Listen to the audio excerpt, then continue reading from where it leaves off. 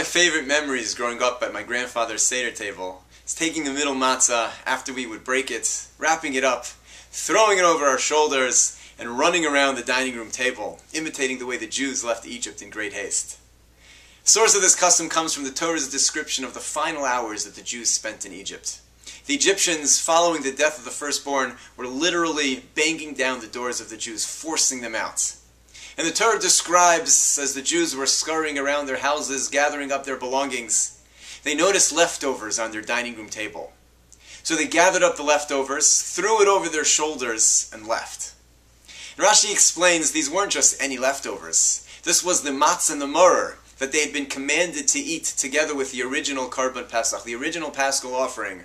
And they didn't want to just leave those leftovers behind. So they gathered the matzah and the maror and they took it with them.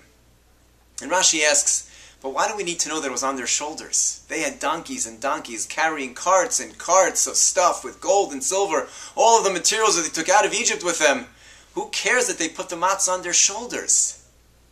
Rashi explains the lesson that the matzah was dear to the Jews. It was precious. It was the commandment that they had been given to eat that night. And they didn't want to just throw that on the back of a cart led by a donkey. You don't just put that in the trunk.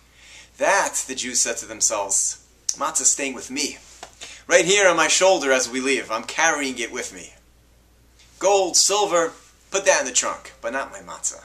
And we imitate that every year, reminding us of that which is truly precious and truly valuable to us. There's no question that the days leading up to Pesach are the most tense, stressful days on the Jewish calendar. There is so much to do, there is so little time to get it done.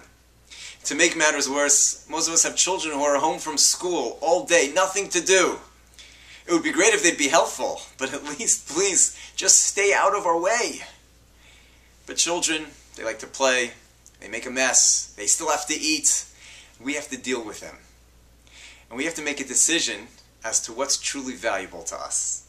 Our relationship with our children, or how neat and clean our playroom is. And the only way our children will know how we've made that decision is in the way that we interact with them, the way that we speak to them during these most tense, stressful moments. The entire holiday of Pesach is about our children. It's about sitting down at the Seder with them, passing on our tradition, telling our story. A child who is yelled at, made to feel like a nuisance, feels the stressful moments leading up to the Seder, is not going to be so interested in hearing our story when he finally gets to the Seder. We put the matzah on our shoulder to remind us that which is truly valuable.